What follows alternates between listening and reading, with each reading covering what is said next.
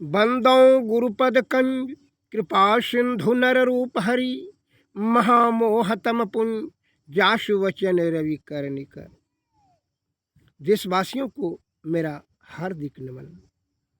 भक्त के चरणों में अर्थात जो धर्म अनुरागी है उनके चरणों में कोटि कोटि हृदय से नमन।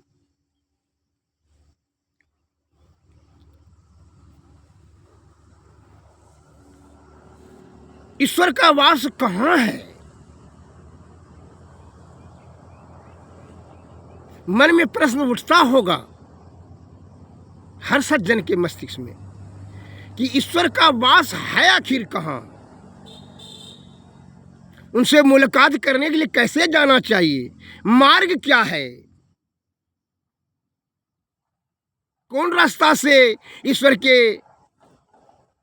पास जाएं जो उनसे मुलाकात हो? क्या विधि है? तो सर्वप्रथम तो दिमाग में उठा कि ईश्वर कहाँ है भाई? तो हमारे गुरु महाराज परम पूजनीय परम आदरणीय उन्होंने जवाब दिए हैं। स्वामी महर्षि मही परमानंद जी महाराज ने अपने शब्दों में क्या कहा, जरा सुनिए कि सब क्षेत्र क्षर अपरा परा पर और अक्षर पार में, निर्गुण सगुण के पार में, सता सतहु के पार में, सब नाम रूप के पार में, मन बुद्धि बच के पार में, गौ गुण विषय पंच पार में, गति भांति के हु पार में, सुरत निरत के पार में, सब द्वैन द्वैन तन पार में, आहत अनाहत पार में, सारे पर पंचन पार में, सपेक्षता के पार में, त्रिपुटी कुटी के पार में, सब कर्म काल के पार में, सारे जंजालन पार में, अद्वैय नामय अमल यति अद्वैता गुण पार में, सत्ता स्वरूप अपार सर्वाधार मैं तू पार में, पुनि ओम सोम के पार में, और सजिदानंदन पार में, है अनंत व्यापक व्याप जो पुनि व्याप व्यापक पार में, है हिरण्य गर्भ खरव जा सो जो है संतन पार में, सर्वेश है अखिलेश है विश्वेश है सब पार में, सत शब्द धर कर चल मिलन सारे आवरण के पार में, सतगुरु करुण कर थहर ढर मैं ही जावे पार में। अर्थात ये जो उपरोक्त आप शब्द सुने सभी के पार में बता रहे हैं। वो जाने का क्या मार्ग है वहां तक, तो हमारे गुरु महाराज बताते हैं कि मानस जप मानस ध्यान दृष्टि शासन सूरत शब्द योग, यही मार्ग है, ये सरल मार्ग है। और इसकी गुणार्थ को, इसके शब्द को समझने के लिए क्या करना चाहिए?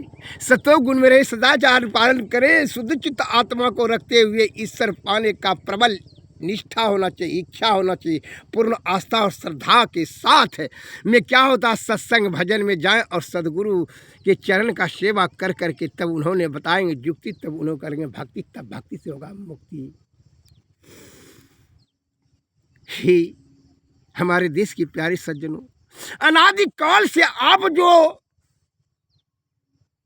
है छोटा बुद्धि, जो नीचा बुद्धि लगा रहे हैं, विषय के अंतर्गत में जो सोच रहे हैं कि बहुत सारे धन कमा लेंगे, खूबसूरती स्त्री से शादी कर लेंगे तो बड़ी सुखी हो जाएंगे, बहुत परिवार बना लेंगे तो बड़ा बलवान हो जाएंगे, इससे क्या होगा? इससे क्या होगा? कभी सोच के देखे हैं कि खूबसूरती स्त्री में आनंद है या आपके ब्रिज कल में है, जब शरीर से ब्रिज शॉर्ट कर जाएगा, फिर वही दुख जो है, वही सुख जो है दुख में परिणत हो जाएगा, अच्छा नहीं लगने लगेगा। सुंदर और सुंदर का व्याख्या ही भूल जाइएगा।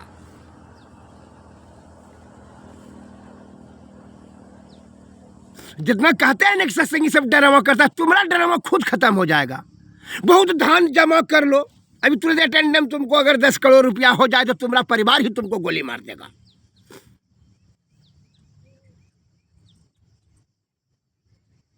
यह कड़वा सत्य है। अब वो धन हो जाए तो उसको बचाने में ही हो, अब वह मौत का कारण बन जाएगा। दुख तो छोड़ दिए, मौत का कारण बन जाएगा वह धन। अहंकार में वृद्धि हो जाएगी, जुआ खेलो, शराब पियो, गलत गलत रास्ते को जो धन हो जाएगा तो सुबुद्धि तो होगा नहीं, कुबुद्धि हो जाएगा। और कुबुद्धि से रास्ता जो कुपथ भ्रष्ट करेगा।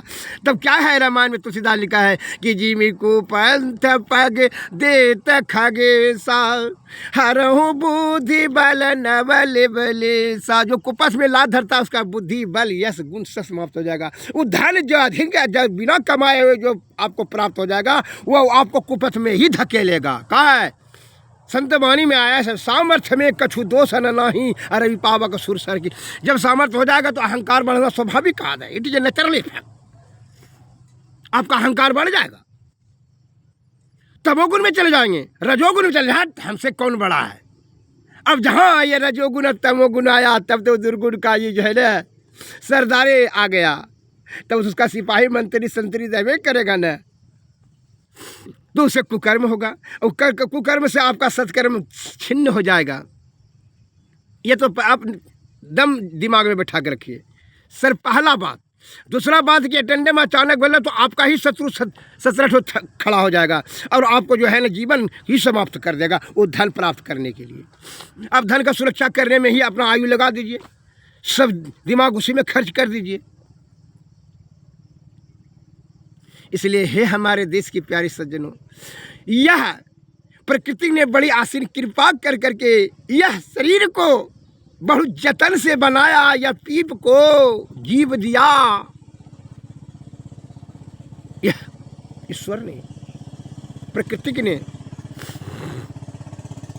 जब देख रहा था बहुत भटक रहा है पीप, तो उन्होंने क्या किया, विचार किया कि इसमें जो है क्या क्या दिया, 5 तत्व 25 प्रकृति के 14 इंद्रियां 7 धातु 3 दोष,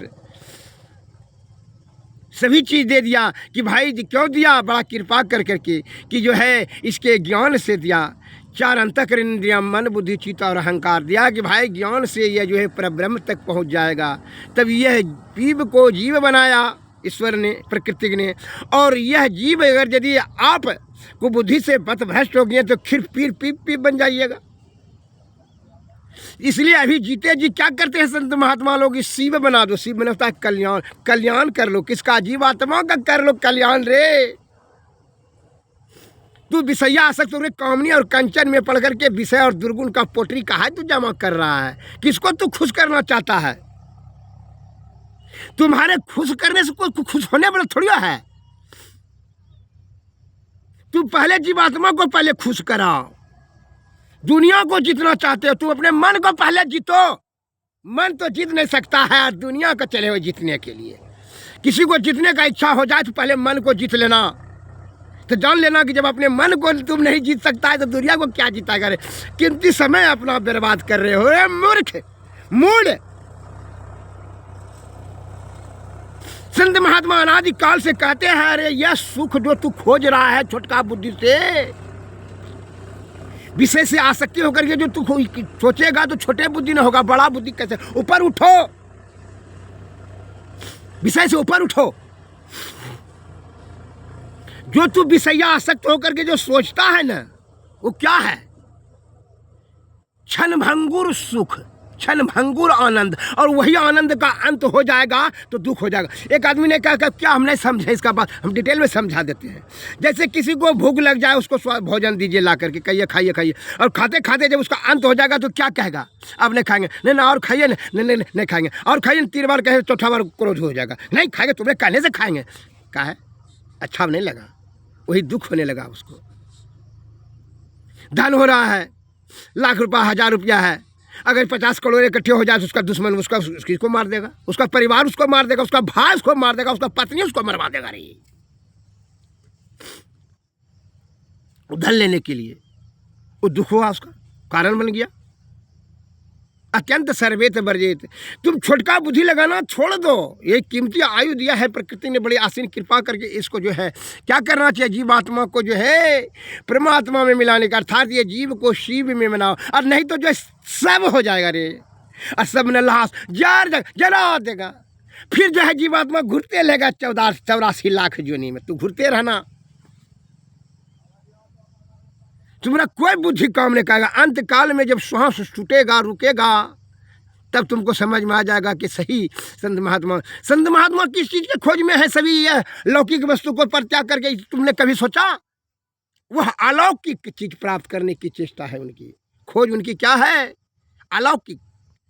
यह जीव आत्मा को परम आत्मा में वह आनंद जिस आनंद का अंत नहीं हो, अर्थात अंत विहीन आनंद ही परमानंद है। परमानंद अर्थात ईश्वर भगवान, वही चीज के खोज में है। अतः मैं आपसे भी निवेदन करता हूँ कि हमारे संत महात्मा अनादि काल से कहते आ रहे हैं कि ईश्वर का जो है प्राप्त करने के लिए यही उम्र में ही जतन कर लो। कहा यह तन ही श्रेष्ठ है, ईश्वर तक पहुँचाने के लिए जीवात्मा को यही साधन है, सीढ़ी है।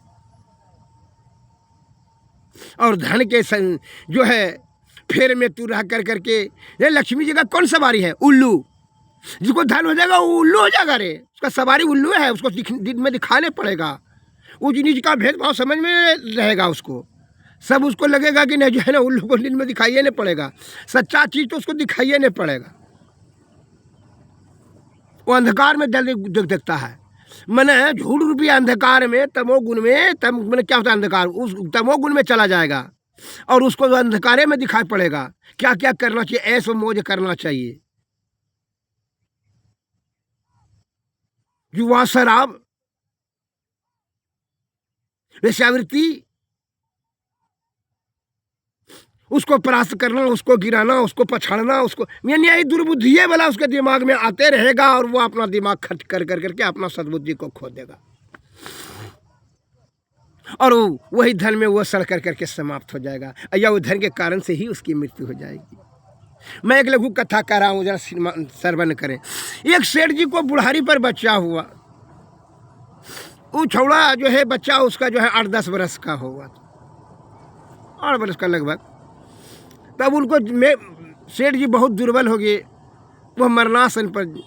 अब जो है ना सोच, सेठ जी मन में चिंता करने लगा कि अब जो है ना हम तो साल 6 महीना का मेहमान हैं, तो जब हम मर जाएंगे तो जो है इतना इतना जो पैसा है, धन है, लाखों करोड़ों रुपया का, तो इसको पाने के लिए तो मुंशी दीवान सिपाही सब ने जो है ना ये हमारा बच्चा को मार देगा,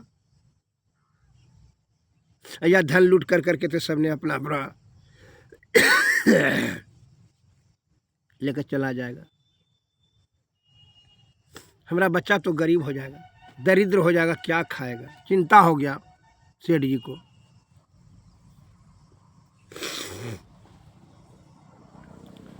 जैसे आपको चिंता होता है कि इंश्योरेंस करा देते हैं कि 50 लाख हमारे मरने के बाद परिवार को मिल जाएगा, तो परिवार को अटेंडेंट पैसा मिल जाएगा, तो अलायक होगा कि नालायक होगा, एक नंबर का नालायक। तुम ही उसको खराब करने के लिए हाथ होते, तुम्हारा लंबा हाथ है, तू कैसा बाप है रे। मांस मछली अंडा गंडा मुंडा शराब सिगरेट ये सब लाकर मोबाइल तोबाइल देते हो बच्चा को, वो बिगड़ेगा कि नहीं बिगड़ेगा। उसका प्रवृत्ति है यार, तुम भी उसको खुश करने में, चापलूसी करने में ही तुम अपना समय बेकार गमा देते हो। खुश हो जाए, जब माता पिता बाल बच्चा से बेटा बेटी से जब भय होने लगे तो उसको जो है ना मुंह पोछना शुरू कर देता है, उल्टे जो है ना हाँ हाँ खाली डिटो मारेगा। अब बच्चा को कौन नॉलेज है, क्या तुमको उससे भय है कि कहीं रूस ने जाए, रूस के चलाने जाए, इसलिए तू गलत बात में ही डिटो मारेगा। जैसे जो विपत्ति रूपी जो है चक्की में नहीं पिसेगा उसको ज्ञान होगा कैसे, तुम और से मौज कराते हो। विपत्ति रूपी चक्की में जब पिसा जाएगा तो उसको जो है ना वहाँ से ज्ञान, अपना ज्ञान उत्पन्न होगा। विपत्ति एक बहुत बड़ा जो है ना ज्ञान सिखाने और बढ़ाने के लिए बहुत ये बड़ा मशीन है, बहुत अति आवश्यकता है। अच्छा, सेठ जी का पहले सुन लिया जाए। तो सेठ जी को बड़ा चिंता हो गया कि जो बेटा तो हमारा गरीब हो जाएगा तो कैसे होगा, कैसे खाएगा पिएगा, जवानी इसका बड़ा दुख में से बीतेगा। यह सोच कर करके जो तो खैर बुद्धि में तो तेज था, तो वह सोच कर करके अपने बही खाते में एक लिख कर करके रख दिया। क्या लिखा कि मंदिर के गुंबज पर जब पैसे का जरूरत, धन का जरूरत हो जाए तो मंदिर के गुंबज से निकाल लेना। ये डायरी में लिख कर करके वो डायरी के बीच में रख दिया। सेठ जी जो है 6 महीना के बाद मृत्यु को प्राप्त कर ली, खत्म हो गए। अब ये लड़का जो है 25 वर्ष का जब बनते बनते तब तक जो है ना, ये मंत्री संतरी ने 2-4-5 वर्ष में इसका सभी संपत्ति जो है ऐमानी बेमानी शैतानी के लूटपाट करके, धन का गति 3 है, भोग दान नाश निश्चित हो जाएगा। इसलिए तुम जो है इतना इसके बारे में इतना चिंतातुर होने की जरूरत नहीं है, इतना तू कमी मत बन। तृष्णा के कारण से तुम जो है तृष्णा के विचार को रख कर करके सोच मत। तो ये लड़का जो है 25 वर्ष का हो गया, तो जो बाप के कुछ आपसे सब संपत्ति कुछ नहीं रहा, कैसे एक रोजी रोजगार चलेंगे। तो जो एक दिन डायरी उल्टा रहा था, खोज रहा था, देखे बाप को कहीं छिपा के रखा है कुछ, क्या डायरी में देखा कि वही लिखा हुआ था कि जब धन का आवश्यकता हो तो मंदिर के जो अपना मंदिर है उसके गुंबज पर से धन निकाल लेना। तो जो है ये जैसा पढ़ा तो जो है बड़ा खुश हुआ, जाकर मंदिर का गुंबज को जो लेबर लगा कर उसको तोड़वा दिया। तो वहाँ कुछ नहीं था, कहा हमारा बाप झूठे लिखता है। तो उधर से पंडित जी जो है वो अंतर्ज्ञानी थे, बड़ा विवेकशील आदमी थे, सज्जन थे, भक्त ईश्वर का। तो उन्होंने उनके सार बात को समझ लिया। क्या क्या कौन तोड़वाया ये मंदिर का गुंबज? क्योंकि सेठ जी का बेटा ने तोड़वाया, उसी का मंदिर है सर। तो पूछा कि क्या बात है? क्योंकि पिताजी ने लिखा था पंडित जी कि देखिए ना, क्योंकि संतों के शब्द को जो बूझे उसको तीनों लोग सूझे। जो संत का बात को बुझे तो तीनों लोग बुझे। क्योंकि सेठ जी तो हमारे पास सत्संग भजन भी सुनने के लिए आते थे, उनके बात को तो समझे, सार बात को समझ ले। क्योंकि अच्छा अच्छा तुम बनवा इसको गुंबज को फिर से बनवाओ, लेबर लगा कर 2-4 दिन फिर बनवा दिया। हम कह ठीक है, हम निकाल देंगे। तो वह जो है, और क्या लिखा है उसमें? लिखा था कि माघ महीना शुक्ल पक्ष में 12 बजे रात में निकाल लेना। क्या चीज? धन, मंदिर के गुंबज से। जब बन गया, गुंबज बना दिया सेठ का लड़का ने पंडित जी के वचन को अमल करके, इसलिए ज्ञानियों का बात को अमल करें।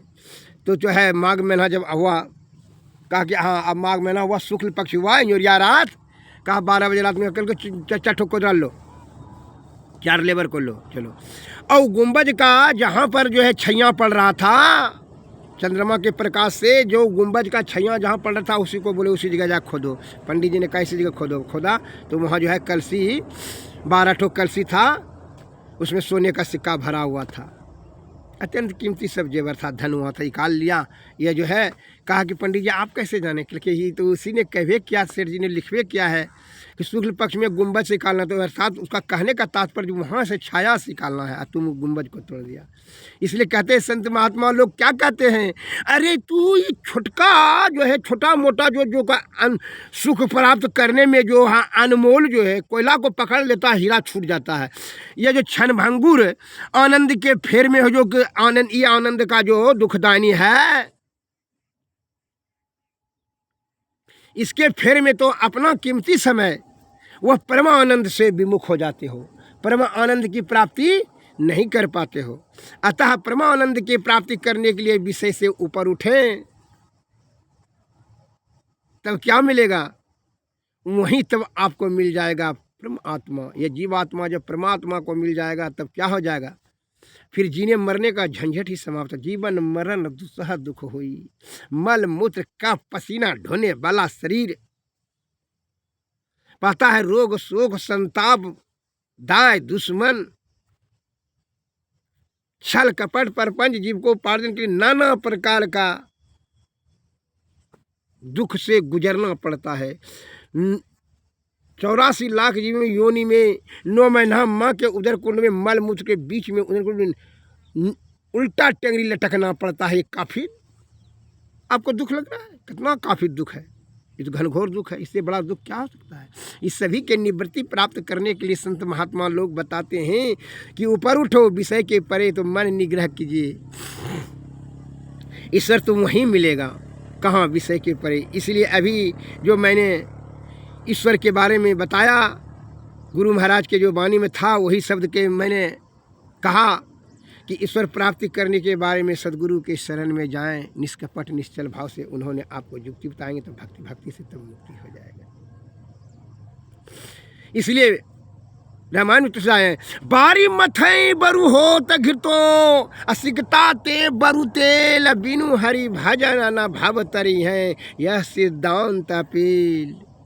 अर्थात बारी को मथने से, बारी में तो पानी को मथने से तेल नहीं होता है, घी नहीं, तेल नहीं होता है, घिर नहीं होता है। लेकिन कहते हैं विद्वान संत कहते हैं हो सकता है। अब बालू को पेरने से तेल नहीं निकलता है, लेकिन फिर कहता हो सकता है, हो सकता है। बिनु हरि का भजन किए हुए कोई भवसागर पार नहीं कर सकता है, ऐसा तुलसीदास जी महाराज ने कहा है। इसलिए हरि का भजन कैसे युक्ति जानने के लिए गुरु के चरण में जाना परम अति अनिवार्य है। इसलिए तुलसीदास जी ने यह भी लिखा है साथ में, तुलसी कहे विचार के और चारे वस्तु है सार। इस संसार में क्या चीज है? चारे वस्तु है सार, बाकी बात सब देख रहे हैं बेकार है, सब परिवर्तनशील, सब नाशवान है। तो कौन कौन चार है? तुलसी कहे विचार के और चारे वस्तु है सार, सत्य वचन, स्वाधीनता, हरि सुमरन, उपकार। मैं उपकार के भाव से परमार्थ ज्ञान में आयुर्वेदिक का दे कर करके मैं शेष का सेवा करना चाहता हूँ कि यह जो मैंने 40 वर्षों से गुण व ज्ञान को तपस्या व अध्ययन से संचित किया, यह मस्तिष्क में मैं चाहता हूँ आपकी सेवा में दे दूँ, तब यह शरीर को त्यागूँ। यही हमारी हार्दिक अभिलाषा है। हे हमारे भारत के प्यारे सज्जनों, आप किसी शब्द को काटने के बजाय अमल करें। अमल कैसे करें? यानी हमने कहा आप अमल किए, आप खुद चिंतन करें। कैसे? आत्मचिंतन। चिंता नहीं, चिंता से तो बुद्धि घट जाएगा। चिंतन करें। और ये गफलत में जो फंस रहे हैं, ओझरा रहे हैं ना, है ओझरा जो रहे हैं आप, यही उलझन जो है विषया आसक्त होकर के यही दुख का कारण हो जाता है। सत्य वचन, स्वाधीनता, हरि सुमरन, उपकार। हरि का भक्ति करना और सत्य का वचन बोलना और स्वाधीनता, अपने अधीन में रहना। पराधीन में तो सुख स्वप्न नहीं होगा।